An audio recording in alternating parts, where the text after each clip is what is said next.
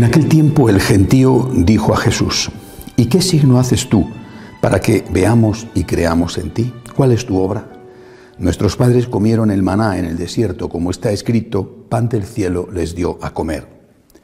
Jesús les replicó: en verdad os digo, no fue Moisés quien os dio pan del cielo, sino que es mi Padre el que os da el verdadero pan del cielo. Porque el pan de Dios es el que baja del cielo y da vida al mundo. Entonces le dijeron: Señor, danos siempre de este pan. Jesús les contestó: yo soy el pan de vida. El que viene a mí no tendrá hambre, y el que cree en mí no tendrá sed jamás. Palabra del Señor.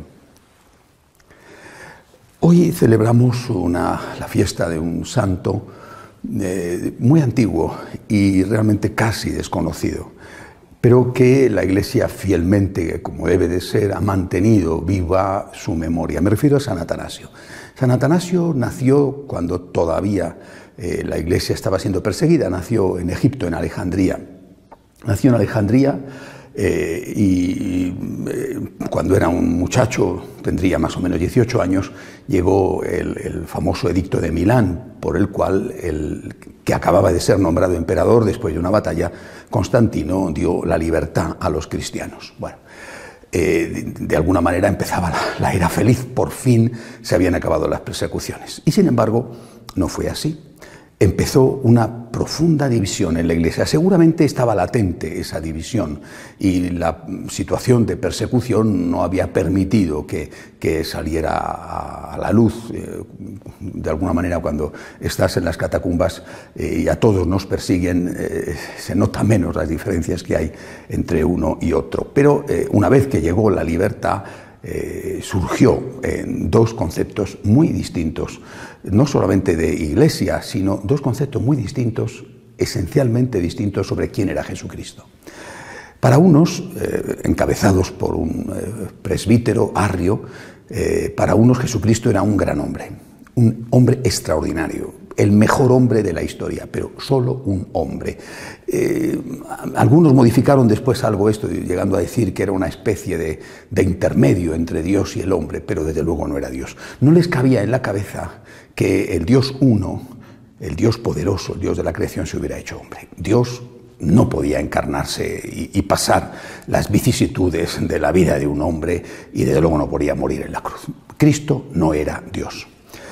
Otros, en cambio, manteniendo la tradición que desde el inicio, basada en la palabra de Dios, se había vivido fielmente en la Iglesia, dijeron: Cristo es verdadero hombre y es verdadero Dios.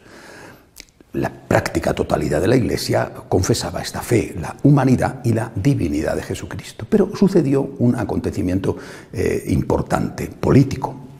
Después de Constantino, llegó al poder un emperador cristiano, pero arriano, es decir, él no creía en la divinidad de Jesús.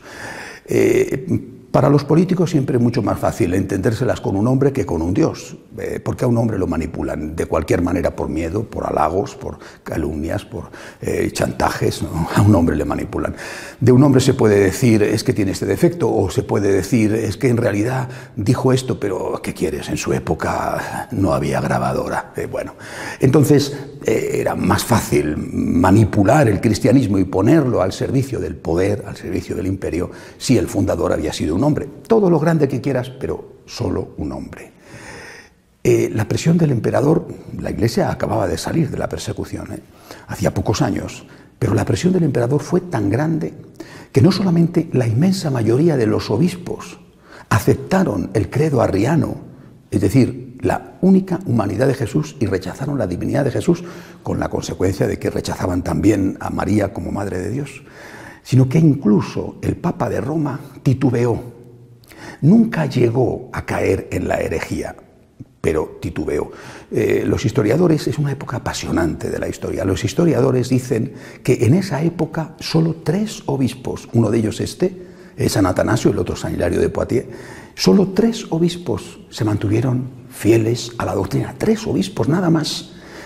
¿Cabe imaginar la presión que surgió y que sufrieron? Por ejemplo, San Atanasio, el obispo patriarca de Alejandría que estamos celebrando hoy, fue desterrado de su diócesis varias veces, En función de los vaivenes políticos, era desterrado o volvía a ocupar la cátedra de obispo, patriarca de Alejandría. Es decir, no era una broma, no era una mera discusión teológica, implicaba persecución, riesgo de muerte y algunos incluso, efectivamente, martirio. El patriarca de Constantinopla cayó abiertamente en la herejía y, repito, el Papa titubeó, no era claro. No se puede decir que el Papa cayera en la herejía, pero titubeó, no era claro, era confuso. Este hombre, San Atanasio, tuvo el valor de no rendirse. Sufrió la persecución, las humillaciones, le dijeron de todo, no se rindió. Él mantuvo la fe en la humanidad y en la divinidad de Jesús. Y hoy tenemos que decir honestamente que si seguimos confesando como los primeros cristianos, como los apóstoles, que Cristo es verdadero Dios y verdadero hombre, como expresa San Juan, como expresa San Pablo, si seguimos creyendo en esto y confesando esto, es gracias a muy pocas personas, entre ellas San Atanasio. Un papa que titubea, un papa confuso, un papa que no quiere sufrir la persecución del poder político y que por lo tanto intenta lavarse las manos y deja hacer, y una mayoría, abrumadora mayoría, que se hace hereje. La mayoría de los obispos eran herejes, literalmente arrianos, dejaron de creer en la divinidad de Jesús porque tenían que contentar al emperador, tenían que contentar al que manda, ya se sabe que el que paga, manda. Muy pocos tuvieron la valentía de seguir confesando la fe. Es un ejemplo San Atanasio y es un ejemplo que hay que recordar siempre, ¿verdad? Y por supuesto también en una época como la nuestra. Cabe decir otra cosa que me parece que también es importante. En esta época de confusión, los que no tuvieron la confusión, curiosamente, fueron los laicos. Los laicos, no voy a decir el 100%, la mayoría de los laicos mantuvieron la fe.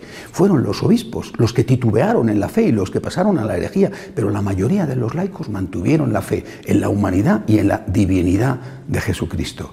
Repito, creo que nos sirve de mucho el ejemplo de San Atanasio para mantener en medio de las dificultades, de la confusión, incluso de la persecución, la fe en la palabra de Dios, más allá de cualquier interpretación que interesa siempre al poder político, pero que no es la enseñanza que nos transmitió nuestro Señor. De pie, por favor.